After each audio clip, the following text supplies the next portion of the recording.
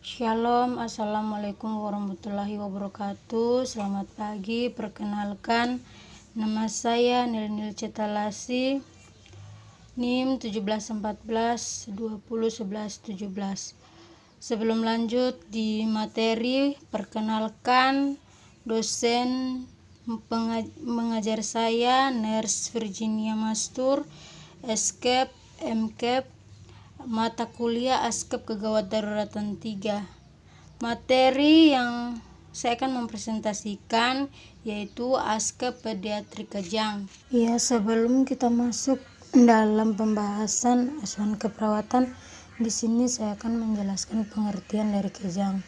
Kejang merupakan suatu manifestasi klinis yang sering dijumpai di ruang gawat darurat. Hampir 5% anak berumur di bawah 16 tahun setidaknya pernah mengalami sekali kejang selama hidupnya. Kejang penting sebagai suatu tanda adanya gangguan neurologis. Keadaan tersebut merupakan keadaan darurat.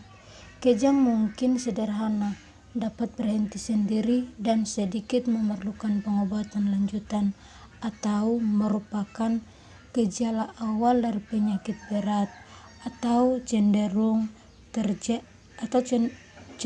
menjadi suatu epileptikus. Tata laksana kejang seringkali tidak dilakukan secara baik karena diagnosis yang salah atau penggunaan obat yang kurang tepat dapat menyebabkan kejang tidak terkontrol, depresi nafas, dan rawat nginap yang tidak perlu. Langkah awal dalam menghadapi kejang adalah memastikan apakah gejala saat ini kejang. Selanjutnya melakukan identifikasi kemungkinan penyebabnya. Nah, di sini langsung saja pengkajian yang terdiri dari identitas. Yang bagian A, nama anak MS, umur 2 tahun 11 bulan, jenis kelamin perempuan. Identitas orang tua, nama ayah Tuan Tete, jenis kelamin laki-laki, umur 24 tahun, status perkawinan menikah, agama Islam, suku Sanger. Nama ibu Nyonya BF, jenis kelamin perempuan, umur 21 tahun, agama Islam, suku Sanger. Yang kedua di sini keluhan utama, kejang, demam panas di atas 37,5 sampai 39,5 Celcius. Riwayat penyakit sekarang kejang, riwayat penyakit dahulu tidak ada, riwayat penyakit keluarga tidak ada. Dan yang keenam, riwayat kehamilan dan persalinan. Keluarga pasien mengatakan waktu hamil keadaan membaik sampai melahirkan. Nah, yang ketujuh di sini riwayat imunisasi DPT. Dan yang kedelapan riwayat perkembangan. Yang bagian A, personal sosial, kepribadian mandiri, tingkah laku sosial, bersosialisasi dan berinteraksi dengan lingkungannya.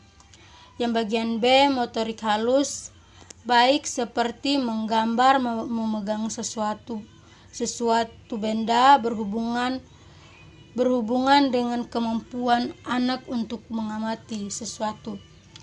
Yang bagian C, motorik kasar, baik seperti berhubungan dengan pergerakan dan sikap tubuh.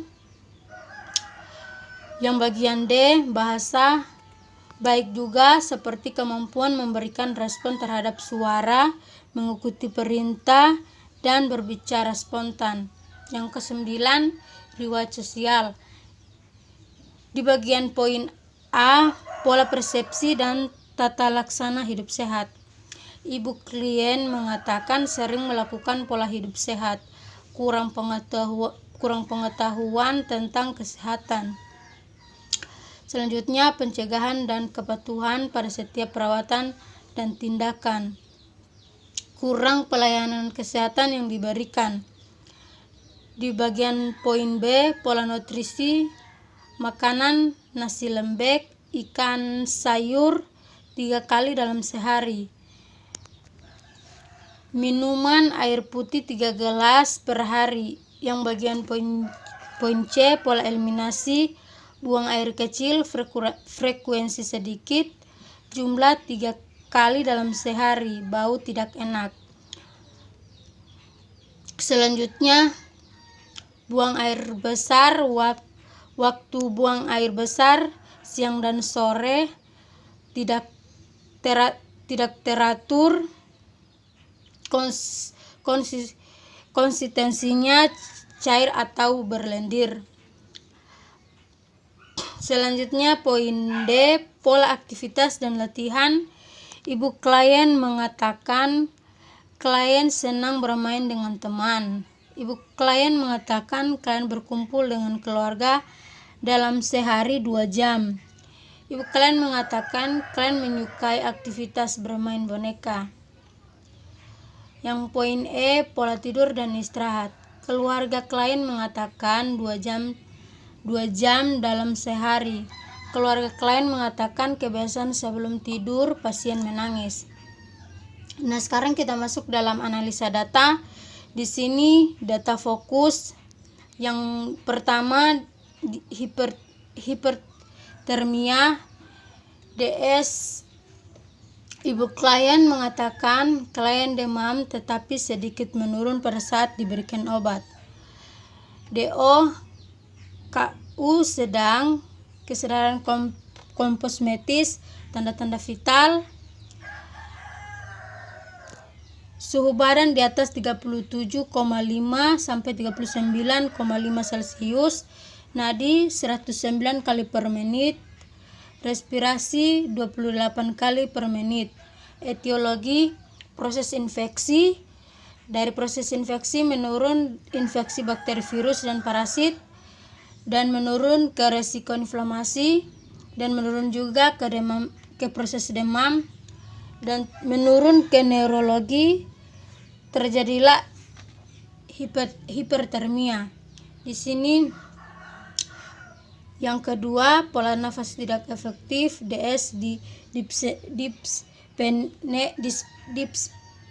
dyspnea. DO data objektif, penggunaan obat bantu napas dan takipnea. Etiologi atau penyebab, depresi pusat pernapasan, hambatan upaya napas, nyeri saat bernafas, gangguan neurologis. Di sini yang ketiga, defisit pengetahuan. Data subjektif, ibu klien mengatakan masalah tentang penyakit yang dialami klien. Data objektif, ibu klien tampak kebingungan, penunjukan perilaku tidak sesuai anjuran. Etiologi atau penyebab, keterbatasan kognitif, turun kejang, kurangnya informasi dari penyakit yang diderita, defisit pengetahuan. Nah, sekarang kita masuk ke penentuan diagnosa keperawatan. Nah, diagnosa keperawatan di sini yang pertama hipertermia berhubungan dengan proses penyakit. Diagnosa kedua, pola nafas tidak efektif berhubungan dengan neurologis, gangguan kejang. Dan yang diagnosa ketiga, defisit pengetahuan. Di sini intervensi, kita masuk di intervensi. Yang pertama, hipertermia berhubungan dengan proses penyakit. A. Intervensi pendukung manajemen hipertermia.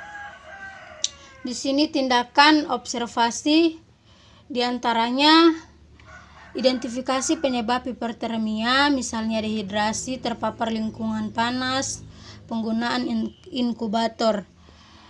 Selanjutnya monitor suhu tubuh, dan selanjutnya monitor kadar elektrolit, monitor haluruan urin, dan selanjutnya monitor komplikasi akibat hipertermia. Nah, kita masuk dalam terapeutik. sediakan lingkungan yang dingin, longgarkan atau lepaskan pakaian, basahi dan kipasi permukaan tubuh, berikan cairan oral, ganti linen setiap hari atau lebih sering, atau mengalami hiperdosis atau keringat berlebih.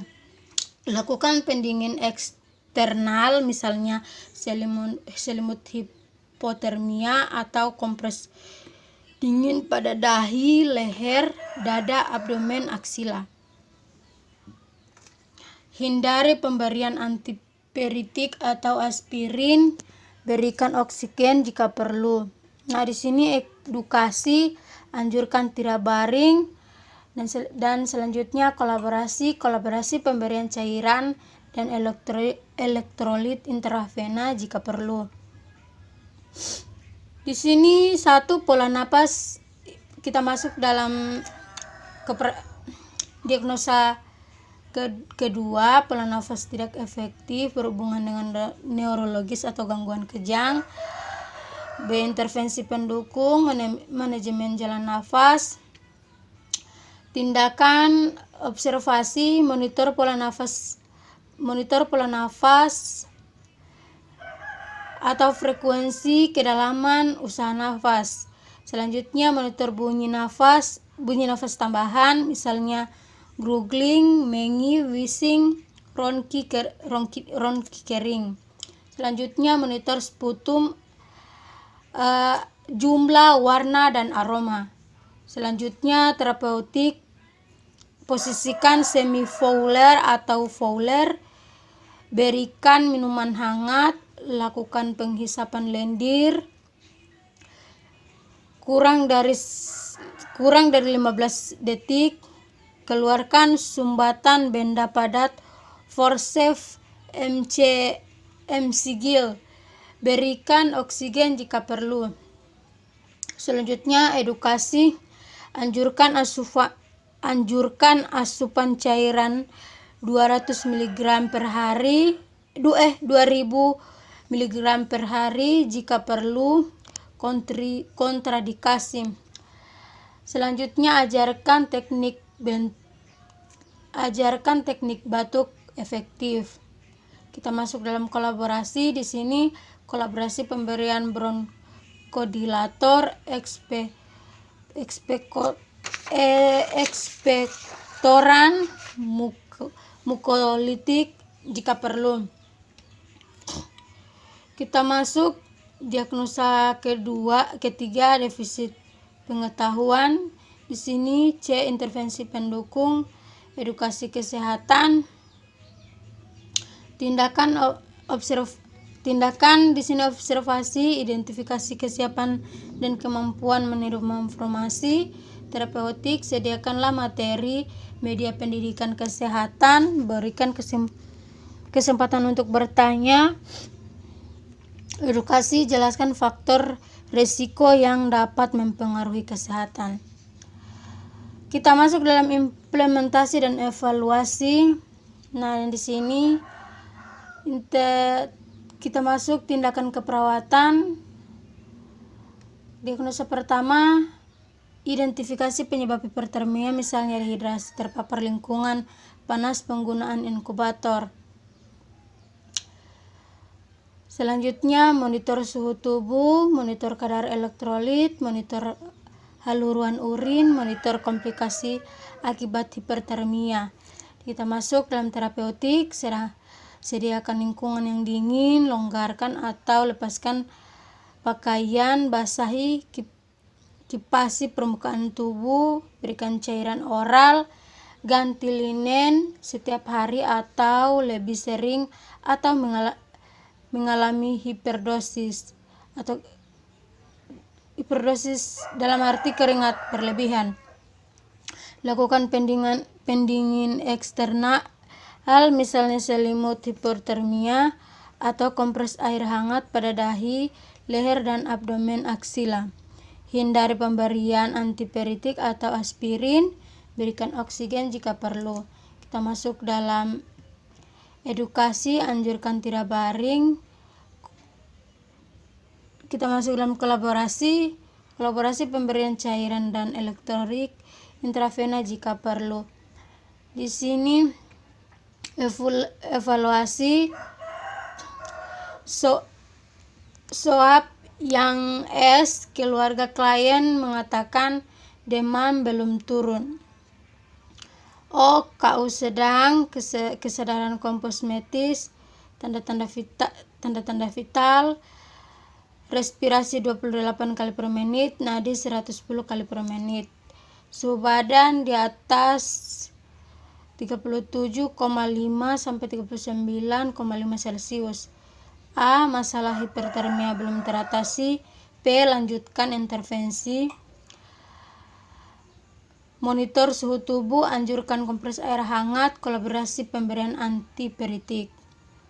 Kita masuk dalam diagnosa kedua, observasi, monitor pola nafas, frekuensi kedalaman, usaha nafas, monitor bunyi nafas tambahan misalnya gurgling,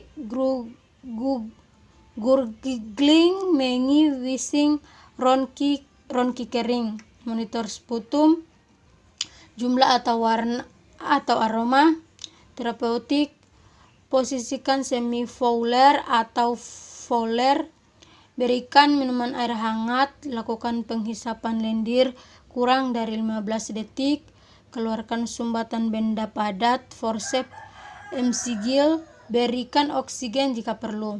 Nah, kita masuk dalam edukasi. Edukasi di sini anjurkan asupan cairan 2000 ml per hari jika perlu kontraindikasi. Ajarkan teknik batuk efektif. Kolaborasi pemberian bronkodilator, ekspektoran mukolytik jika perlu. Kita masuk dalam evaluasi. Dalam swab S, keluarga klien mengatakan klien masih sesak nafas. Yang O, terdengar wheezing saat pasien bernafas. A, masalah belum teratasi. B, intervensi dilanjutkan. Kita masuk dalam observasi ketiga, identifikasi kesiapan dan kemampuan menerima informasi. Terapeutik, sediakan materi dan media pendidikan kesehatan. Selanjutnya, memberikan kesempatan untuk bertanya. Edukasi, jelaskan faktor risiko yang dapat mempengaruhi kesehatan. Kita masuk dalam evaluasi swabnya. Ibu klien mengatakan sudah mampu untuk memahami masalah yang dihadapi.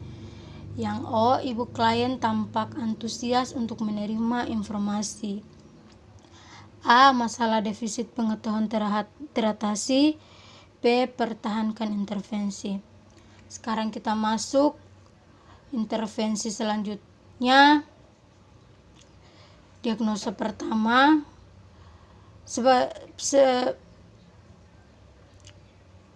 intervensi pertama, monitor suhu tubuh 37,5 Celcius. Selanjutnya, anjurkan kompres air hangat.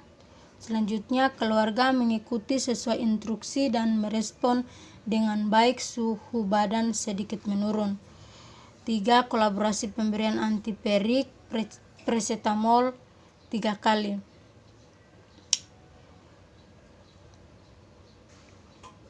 Kita masuk dalam evaluasi di sini swabnya. Yang pertama S, keluarga pasien mengatakan suhu badan sudah sedikit menurun. Yang O, KU sedang, kesadaran kosmetis, TTV, respirasi 25 kali per menit, nadi 109 kali per menit, suhu badan 37 Celcius. Yang A, masalah hipertermia belum teratasi. B, pertahankan intervensi. Di sini kita masuk dalam diagnosa kedua, observasi, monitor pola nafas, frekuensi kedalaman, usaha nafas, monitor bunyi nafas tambahan misalnya gurgling, mengi, wheezing, ronki kering, monitor sputum, jumlah, warna, aroma. Terapeutik, posisikan semi-fowler atau fowler, berikan minuman hangat. Lakukan penghisapan lendir kurang dari 15 detik. Keluarkan sumbatan benda padat forceps emsigil. Berikan oksigen jika perlu. Kita masuk di edukasi, anjurkan asupan cairan 200 ml per hari, 2000 ml per hari jika perlu kontradiksi. Ajarkan teknik batuk efektif. Kolaborasi pemberian bronkodilator, ekspektoran mukolitik jika perlu. Kita masuk dalam evaluasi. Di sini SWOT. Yang pertama S, keluarga klien mengatakan nafas pasien sudah mulai normal. O, klien terlihat rileks dan santai. A, masalah hampir teratasi. P, pertahankan intervensi. Sekian presentasi dari materi yang saya bawakan, kurang dan lebihnya mohon maaf. Baik, dan yang terakhir, mari bergabung bersama kami di Universitas Pembangunan Indonesia Manado. Terima kasih.